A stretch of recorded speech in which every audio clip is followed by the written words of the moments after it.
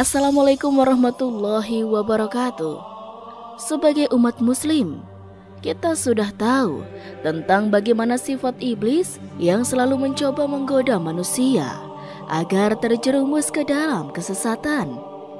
Hal itu dilakukan iblis dengan maksud membalas dendam kepada semua keturunan anak Nabi Adam. Sebenarnya, iblis sendirilah yang telah melanggar perintah dari Allah Subhanahu wa Ta'ala. Mungkin tak sedikit juga manusia yang terjerumus ke dalam kesesatan akibat godaan iblis. Karena iblis tak selalu langsung menjerumuskan manusia ke perbuatan yang bisa menimbulkan dosa. Namun semua yang telah iblis lakukan itu kelak akan mendapat siksa di neraka. Dan jika dibayangkan dengan semua dosa dan perbuatannya, bukan tak mungkin kalau iblis dan sekutunya kelak akan mendapatkan siksa yang pedih. Penciptaan malaikat, jin, iblis, dan setan dijelaskan dalam Al-Quran maupun hadis. Sebab keterbatasan nalar dan kemampuan manusia, dalil-dalil tersebut mengungkap secara detail rahasia di balik penciptaan keempatnya. Setan dalam bahasa Arab disebut dengan as-saitan. Kata ini digunakan untuk menyebut makhluk halus karena kesombongan dan sifatnya yang selalu membangkang terhadap Allah Subhanahu wa Ta'ala. Setan juga adalah makhluk yang sangat putus asa terhadap rahmat Allah Subhanahu wa Ta'ala, sehingga Al-Quran menyebutnya pula dengan iblis. Dalam bahasa Arab, kata iblis disusun dari kata al-balas atau orang yang tidak memiliki kebaikan, dan ublisa yang berarti putus asa serta bingung. Setan disebut juga dengan tagut. Seperti dalam firman Allah Subhanahu wa Ta'ala, Quran surat An-Nisa ayat 76. Orang-orang yang beriman berperang di jalan Allah, dan orang-orang yang kafir berperang di jalan tagut.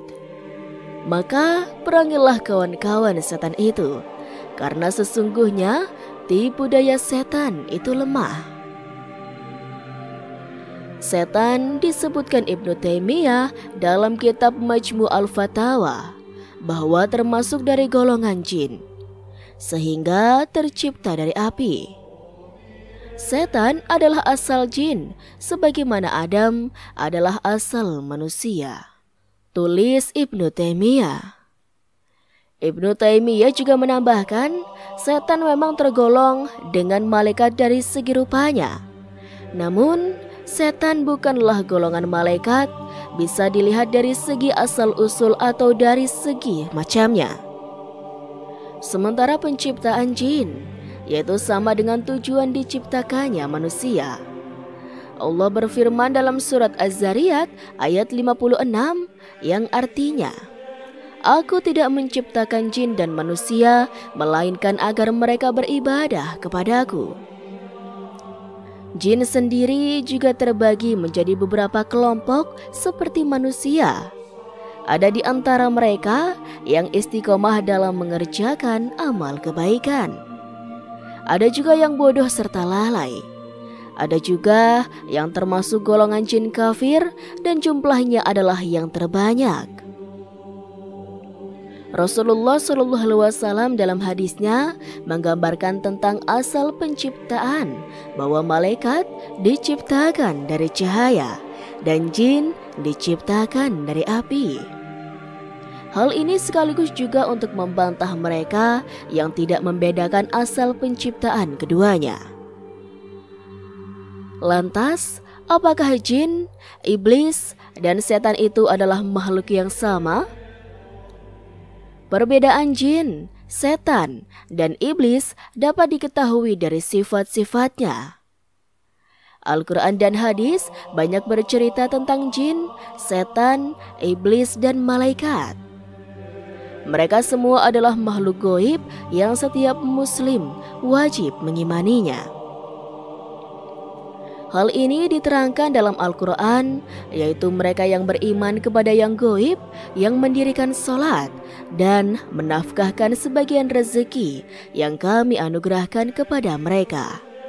Quran Surat Al-Baqarah ayat 3. Mereka digolongkan di beberapa jenis, ada yang muslim, kafir, jin laki-laki dan perempuan, ada yang berperangai baik, dan ada pula yang berperangai buruk. Jumlah mereka juga sangat banyak sebagaimana golongan manusia sendiri. Lalu, bagaimana dengan setan? Ibnu Jarir mengatakan, setan dalam bahasa Arab adalah setiap yang durhaka dari jin, manusia, atau hewan, atau dari segala sesuatu. Al-Quran menjelaskan dalam satu firman-Nya, kami jadikan para nabi itu musuh-musuh setan, yaitu dari jenis manusia dan jin. Quran Surat Al-An'am ayat 112. Dari ayat dan hadis di atas digambarkan bahwa setan itu terbagi atas dua jenis, yaitu setan dalam wujud manusia dan setan dalam wujud jin. Dari sini ada indikasi bahwa yang namanya setan itu tidak selamanya identik dengan iblis. Allah Subhanahu wa Ta'ala menjadikan setan dari jenis manusia, seperti halnya setan dari jenis iblis, dan hanyalah setiap yang durhaka disebut setan.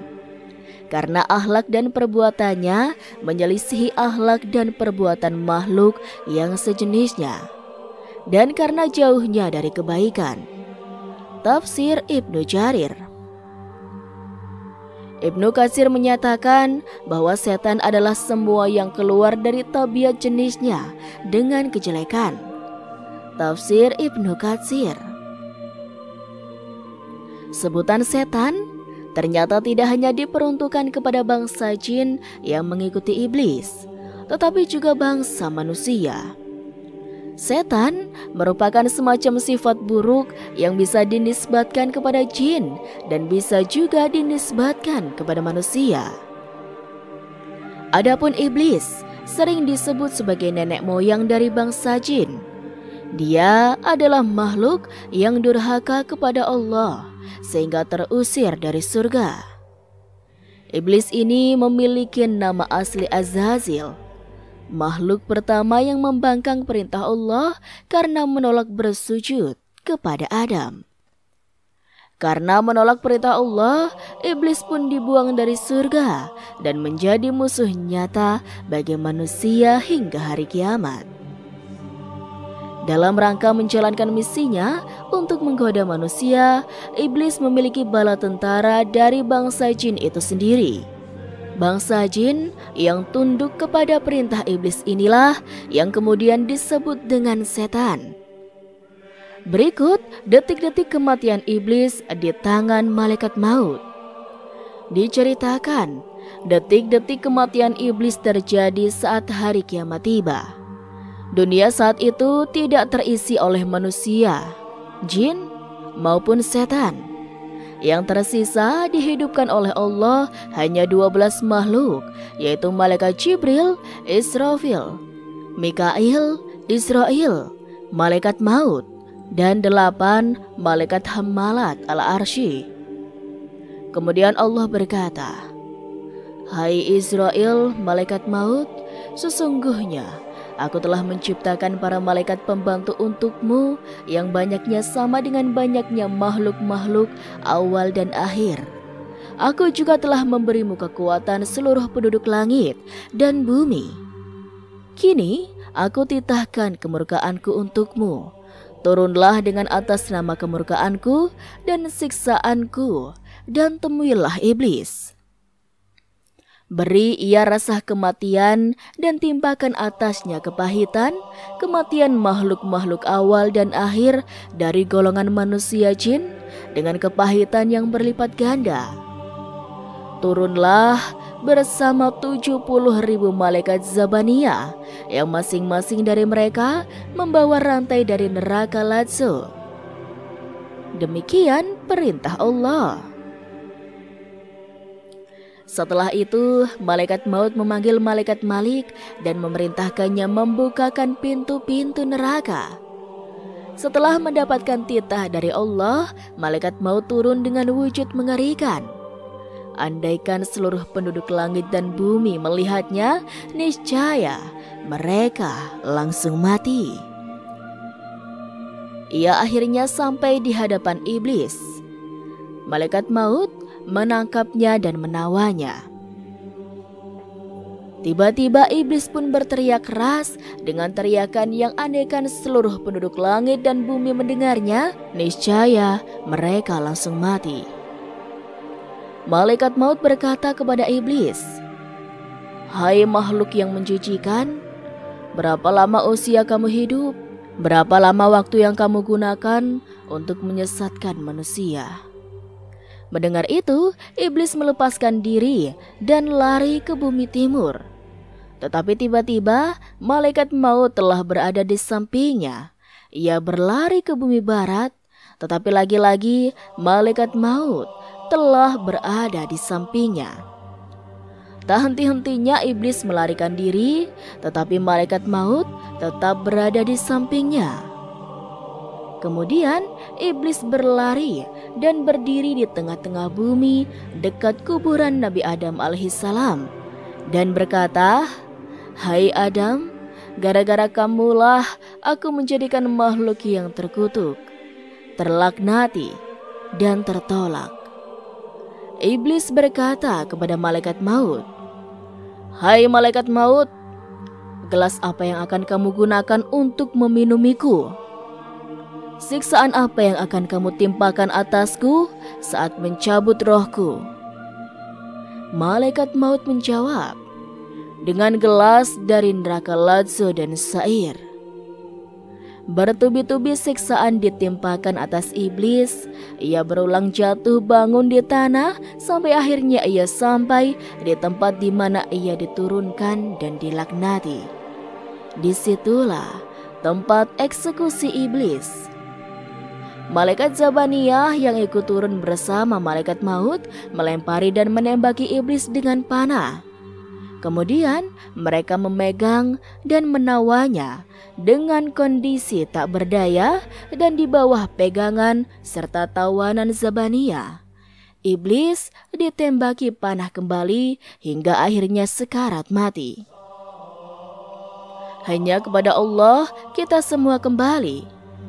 Setelah iblis mati, tinggallah malaikat maut, Jibril, Mikail, Israfil, dan Hammalat al-Arsy. Allah memerintahkan malaikat maut mencabut nyawanya para malaikat mulia itu.